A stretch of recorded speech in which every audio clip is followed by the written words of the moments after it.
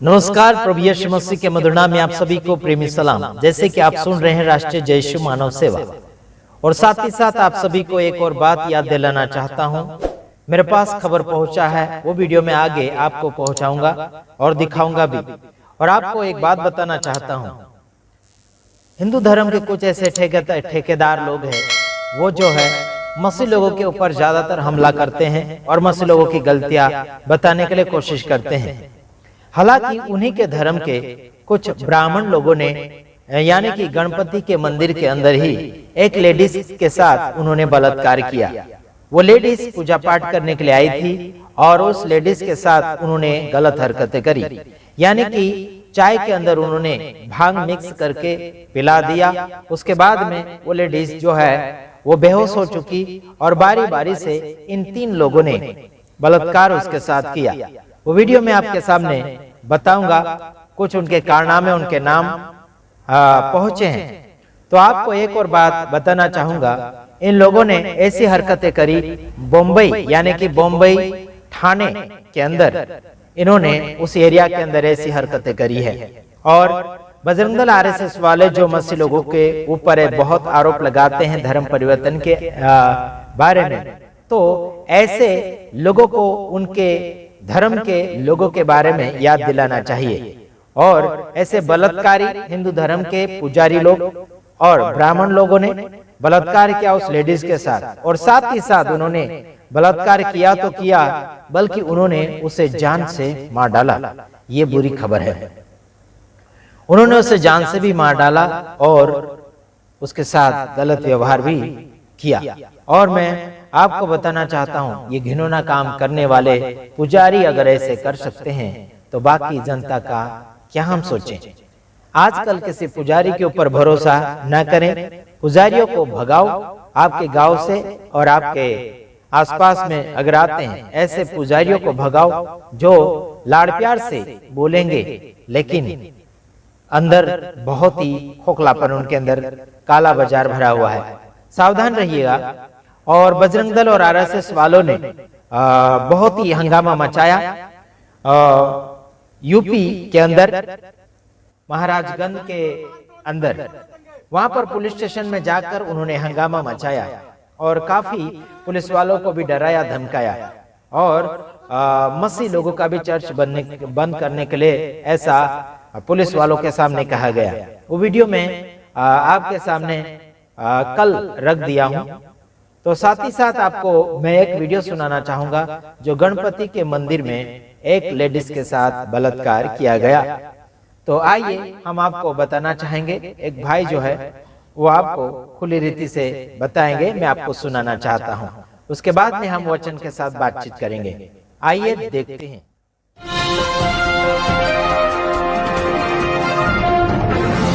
साथियों नमस्कार, मैं हूं नीरज पटेल और आप देख रहे हैं नेशन जनमत। मुंबई के ठाणे से सटे सिलफटा नामक इलाके पर मंदिर के अंदर एक जघन्य घटना होती है। मंदिर के अंदर ही एक 30 साल की महिला का पहले रेप किया जाता है, इसके बाद भंडाफोड़ ना हो जाए तो उसकी निर्मम तरीके से हत्या कर दी जाती है। इस पूरे घटनाक्रम के तीनों आरोपी गिरफ्तार कर लिए जाते हैं, मगर देश में उस तरीके से हो हंगामा, शोर शराबा नहीं मचा। वजह जानते हैं? तीनों आरोपियों के नाम सुन लीजिए, आप समझ जाएंगे कि मीडिया में भी उस तरीके का उतावलापन क्यों नहीं है। पहला आरोपी संतोष कुमार मिश्रा, जो मंदिर का सह पुजारी था। दूसरा आरोपी राजकुमार पांडे, जो मंदिर का सेवादार था। तीसरा आरोपी श्याम सुंदर शर्मा, जो इन दोनों का तथाकथित रूप से मित्र कहा जाता है, लेकिन मंदिर की सेवा करने के लिए प्रतिदिन आता था।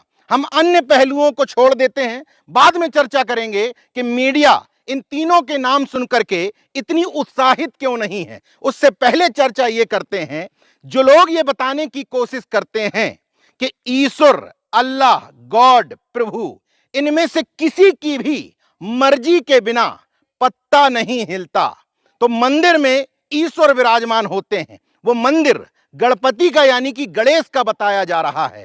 तो फिर अगर ईश्वर की मर्जी के बिना पत्ता नहीं हिलता, तो क्या मंदिर के अंदर अगर रेप हुआ है तो क्या उसमें ईश्वर की मर्जी शामिल है? भावनाओं को आहत किए बिना जरा तर्कपूर्ण नजरिए से सोच करके देखिए, क्या मैं गलत कह रहा हूं? मेरा मकसद किसी की नाजुक और छुई-मुई वाली भावनाओं को आहत करना नहीं है, लेकिन सोच करके देखिए कि अगर मंदिर के अंदर ही एक महिला से रेप हो जाता है, जो अपने घर के कलह से परेशान होकर के मंदिर में ईश्वर की शरण में गई थी, उस महिला को दो लोग, संतोष कुमार मिश्रा और राजकुमार पांडे, अकेला बैठता देखते हैं तो अपने तीसरे साथी श्याम सुंदर शर्मा को फोन करते हैं, प्लानिंग बनाते हैं और उसकी चाय में भांग मिला देते हैं। जब बेहोश हो जाती है तो बारी बारी से उसका रेप किया जाता है। ये आरोप मेरे नहीं है, मुंबई की पुलिस भी अक्षरशः यही आरोप लगा रही है। तो क्या नेशन जनमत बार बार जो सवाल करता है कि जिस पत्थर की मूर्ति को आप ईश्वर बना करके पूजते हो, तथा कथित रूप से उसमें प्राण डालते हो, हालांकि ये सिस्टम ही गलत है।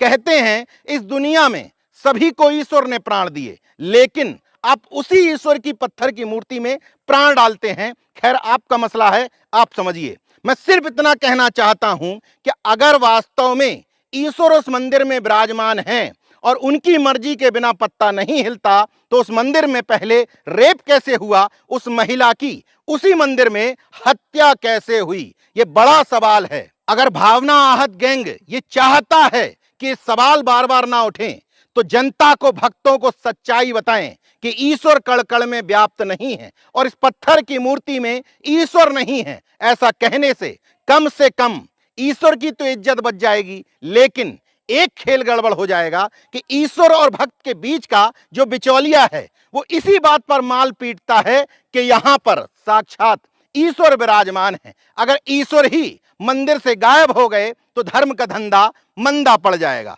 खैर, अब दूसरे पहलू पर चर्चा करते हैं। मीडिया की ये तमाम हेडिंग्स आप गौर से पढ़ लीजिए, इनमें कहीं भी मंदिर शब्द गायब है, आरोपियों के नाम गायब हैं, और जब अंदर भी जाते हैं तो लिखा है धर्म स्थल। अच्छी बात है, आपने हो सकता है सांप्रदायिक माहौल को ध्यान में रखते हुए धर्म स्थल शब्द का इस्तेमाल किया हो, लेकिन आरोपियों के नाम में से मिश्रा गायब है, पांडे गायब है, शर्मा गायब है। ये तो अचानक से नहीं हो सकता। इनके वास्तविक नाम बताने से कोई पेड़ला या कहर तो नहीं आ रहा था। जैसे मोहम्मद खान अंसारी को तो छोड़ दीजिए, हिंदुओं में भी विशेष सुविधा प्राप्त वर्ग के अलावा अगर किसी और वर्ग से आरोपी है तो उसका नाम बड़े शान के साथ लिखा जाता है। लेकिन नव भारत टाइम्स की स्टोरी में तीनों के सरनेम गायब हैं। मैंने देखा कि स्टोरी लिखी किसने है, तो नाम आता है शशि मिश्रा ने ये स्टोरी लिखी। अब शशि मिश्रा ने अपने जाति एंगल से ये सरनेम छुपा लिए या ऊपर बैठे किसी आका ने छुपवा दिए, ये अलग बात है। खबर की हेडिंगें देख करके, खबर का कंटेंट देख करके आपको स्पष्ट समझ में आ जाएगा कि छुपाने की कोशिश की जा रही है कि मंदिर के अंदर 3 ब्राह्मणों ने रेप कर दिया है। पुलिस के पास सारे सबूत मौजूद हैं। स्थानीय मीडिया, स्थानीय घटनाक्रम भी कह रहा है कि इन तीनों ने ही गुनाह किया है। फिर भी नेशन जनमत इस बात का ख्याल रखता है कि अभी आरोपी हैं, गुनहगार नहीं हैं। लेकिन शक की सुइयां इन्हीं की तरफ घूम रही है। लेकिन गोदी मीडिया का दोगलापन, दोहरा चरित्र देखिए। तीनों के सरनेम और मंदिर का घटनाक्रम को छुपाने की कोशिश की जा रही है। हालांकि आलोचना से परे जरा सोच करके देखिए, अपने घर से परेशान होकर के वो महिला गणपति की शरण में शांति सुकून पाने गई थी, लेकिन हैवान बने बैठे ईश्वर के इन दलालों ने यह सोचा भी नहीं कि मैं किस स्थल को अपवित्र कर रहा हूं।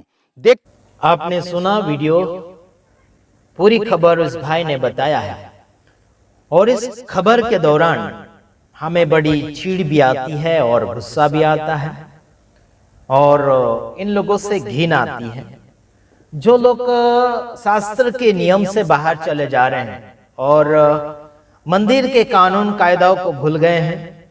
और साथ ही साथ एक और बात बताना चाहता हूं, उन्होंने बलात्कार करने के बाद में उन्होंने उसकी हत्या कर डाली, और क्या बोलना चाहिए, धोखे से चाय के अंदर भांग मिलाकर उसे बेहोश किया गया। उसके बाद में उसके साथ गलत व्यवहार किया गया। और खबर देने वाले भी उसका नाम और निशानी छुपाना चाहते हैं। इस भाई ने पूरा डिटेल्स बताया, आपने सुना होगा क्लियर। आज मैं आपको बताना चाहता हूं मसीह लोगों के बारे में, जैसे कि झूठा आरोप लगाया जाता है।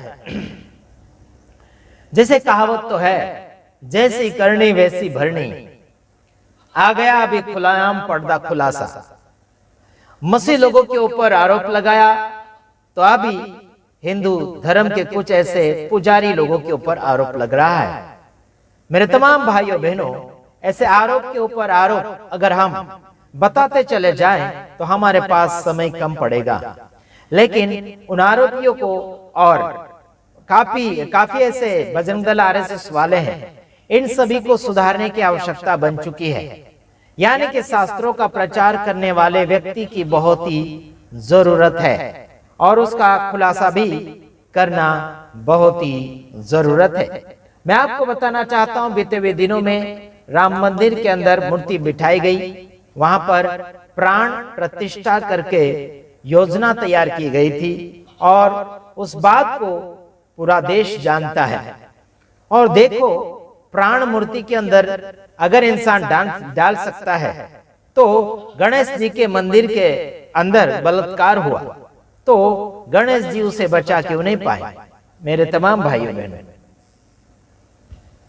हाँ, तो ध्यान से सुनिए। मैं जो आपको कह रहा था कि धार्मिकता में सुधारा कर लेना चाहिए और इंसान की जिंदगी में काफी गड़बड़िया के ऊपर गड़बड़िया चल रही है। यानी कि लोगों को समझ में आना चाहिए कि मूर्ति कभी बोल नहीं सकती और ना ही कभी चल सकती है।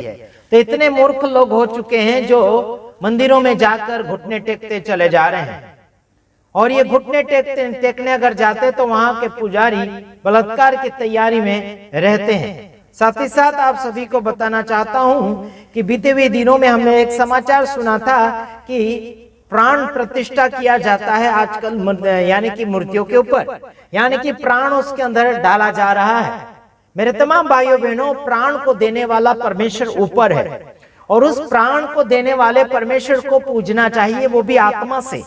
परमेश्वर के कोई मंदिर नहीं होते संसार भर में, परमेश्वर के ईंटों और पत्थरों के मंदिर नहीं होते और ना ही बनाने के लिए कहां पर इजाजत है। लेकिन आजकल मूर्खता के कारण काफी गड़बड़ियां चल रही है। मनुष्य जाति को बुद्धि कम होने के कारण बहुत कुछ बिगाड़ा के ऊपर बिगाड़ा हो रहा है।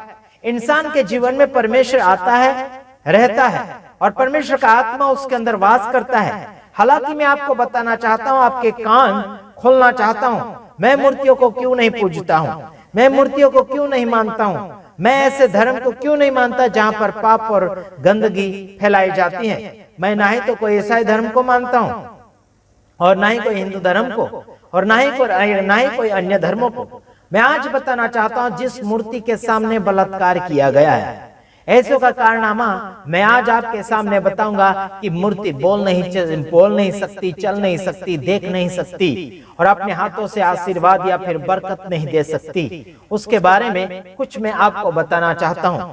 चाहे कोई भी प्रकार की मूर्तियां हो, मुझे कोई उससे लेन देन नहीं, बल्कि मैं मूर्ति के बारे में समाचार दे रहा हूं। चाहे वो कोई भी प्रकार की मूर्तियां है, हम उसका कोई मान सम्मान नहीं करते और परमेश्वर ने कभी नहीं कहा कि तुम मूर्ति पूजा करो और मूर्ति बनाओ और मूर्ति के अंदर प्राण प्रतिष्ठा डालो, ऐसे करके बोलते हैं। अरे प्राण एक ही डाल सकता है, वो है ऊपर वाला। तुम कौन होते हो जो प्राण डाल सकते किसी मूर्ति के अंदर? तो अगर तुम मूर्ति के अंदर प्राण डालते हो तो मूर्ति को चलने के लिए बोलो, है ना, उसे नहाने धोने के लिए बोलो, उसको खाने पीने के लिए बोलो। वो क्यों नहीं चलती बैठती उठती है? झूठे गए के भारत देश को तुम गुमराह कर रहे हो और जनता को तुम पागल की गिनती में डाल रहे हो। समझना चाहिए तुम लोगों को, जैसे को प्राण प्रतिष्ठा करते हो। आइए देखते, मैं आपके सामने पढ़कर सुनाना चाहता हूँ मूर्ति के अंदर क्या गुण पाए जाते हैं। पढ़कर सुनाऊंगा और आपको बड़े ध्यान से सुनना होगा।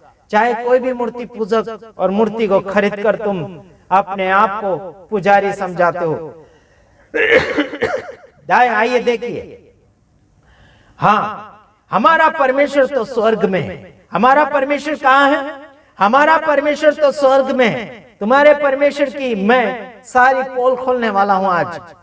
अभी ध्यान से सुनना, जितने भी लोग मूर्ति पूजा करते हैं, चाहे कोई भी धर्म से ताल्लुक रखते हैं आप, मुझे कोई फर्क नहीं पड़ता, लेकिन जितने भी मूर्ति पूजा करते हैं, मूर्ति के बारे में मैं आप लोगों को जानकारी दे रहा हूं, वो क्या क्या कर सकती, क्या क्या नहीं कर सकती है, मैं आपको बताना चाहता हूं। यहां पर लिखा, हाँ, उन लोगों की मूर्ति सोने चांदी की तो है, वे मनुष्य के हाथों की बनाई हुई है। लोगों की मूर्ति सोना चांदी काला पीला पत्थर की अलग अलग प्रकार के कलर के होते हैं, लेकिन वो मनुष्य के हाथों की बनाई हुई एक कला है। आगे लिखा है 5वें वचन में, आगे लिखा है उनके मुंह तो रहता है परंतु वो बोल नहीं सकती, और आगे लिखा है कि उनके आंखें तो रहती है परंतु वो देख नहीं सकती, उनके कान तो होते हैं परंतु सुन नहीं सकती, उनका नाक तो होता है परंतु वो सूंघ नहीं सकता, उनके हाथ तो रहते हैं परंतु स्पर्श नहीं कर सकता, उनके पांव तो रहते हैं परंतु चल नहीं सकते, है ना। और अपने कंठ से मतलब यहाँ गले से एक भी आवाज, एक भी शब्द निकाल नहीं सकता। जैसे वे है वैसे ही उनके बनाने वाले और उन पर भरोसा रखने वाले भी वैसे ही हो जाएंगे। मेरे तमाम भाइयों बहनों, मूर्ति के हाथ पैर नाक कान है ना, सब कुछ है, लेकिन ये ना ही तो सुनता है, ना ही तो सूंघता है, और ना ही तो बोलता है, ना ही तो देखता है, ना ही तो आशीर्वाद देता है, ना ही तो चल सकता है, और ना ही कोई गले से अपने कंठ से आवाज नहीं निकाल सकता। ऐसो को हम क्यों पूजें, ऐसो को हम क्यों माने, ऐसो को क्यों हम खरीद के लाए? क्या ईश्वर क्या खरीदने से मिलता है बाजारों में? आजकल लोग मूर्तियां बना कर बाजारों में बेच रहे हैं, उनका पैसा कमा रहे हैं। कोई तो 20 रुपए 30 रुपए का, और कोई 2000 5000 10,000, बहुत महंगी मूर्तियां आजकल लोग बना रहे हैं भगवानों के नाम पर। तो इन दलालों को इतना याद आना चाहिए कि सच में क्या ईश्वर अलाउ करता है क्या ऐसों को पूजना और ऐसों को बनाना और ऐसों को खरीदना और ऐसों को बेचना? आजकल बहुत से ऐसे बेच भी रहे हैं और खरीद भी रहे हैं। ईसाइयों के अंदर भी ऐसा है, वो यीशु की मूर्ति बनाते, मरियम की मूर्ति बनाते, क्रॉस की मूर्ति बनाते हैं। ये लोग भी दलाल हो चुके हैं। आज मैं किसी की बाकी नहीं छोड़ूंगा। सुधारना है तो सबको सुधारना है, क्योंकि मैं मानव सेवक हूं, प्रभु यीशु मसीह के नाम से मानव सेवक हूं। और मैं हर एक व्यक्ति को सलाह देना चाहता हूं कि देखिए, सावधान हो जाइए, अपने बाप दादे के कानून कायदा को मत मानो। समझ रहे कि नहीं? अपने बाप दादे के कानून कायदों को मत मानो, यानी कि सनातन जो परमेश्वर है, जो ईश्वरों का ईश्वर है, परम प्रधान परमेश्वर है, जो सबसे बड़ा प्रमुख परमेश्वर है, उस परमेश्वर की बातों को मानो और समझो। मूर्ति को पूजने वाला, बनाने वाला और उसके ऊपर विश्वास करने वाला वैसा की वैसा हो जाएगा जैसी मूर्ति है। मेरे तमाम भाइयों बहनों, बड़े बड़े लोग बिगड़ चुके हैं, जो फिल्म दुनिया में कार्य करते हैं, जो अलग अलग प्रकार के डायरेक्टर होते हैं, जो पिक्चरों में भी मूर्तियों की फोटो रखते हैं, मूर्ति रखते हैं, और उनके सामने घुटने टेके जाते हैं, वहां पर डुप्लीकेट चमत्कार करके बताते हैं, फिर लोग उसके ऊपर भरोसा करते हैं। मेरे तमाम भाइयों बहनों, मूर्ति के नाम पर लोगों को गुमराह ना करें, वरना तुम भी फंसोगे और दूसरों को भी फंसाओगे, और ना ही कोई आपको बचा पाएगा, ना ही घर का और ना ही घाट का। तुम कहां के नहीं रहोगे, है ना ही घर के रहेंगे और ना ही घाट के रहोगे। डायरेक्ट नरक में ठेला हो जाओगे, बचाएगा कोई नहीं। मेरे तमाम भाइयों बहनों, कोई तो धर्म के नाम पर झगड़ा कर रहा, कोई तो कर्म के नाम पर झगड़ा कर रहा, कोई तो धन के नाम पर झगड़ा कर रहा, कोई तो माँ बाप को निकाल रहा है घर से बाहर, है ना, बीबी बच्चों का सुनकर चला जा रहा है। ऐसा बिल्कुल मत करो मेरे तमाम भाइयों बहनों। माँ बाप का भी कदर करो, मानो और आगे की ओर बढ़ो। प्रभु आप सबको आशीष करें। आमीन।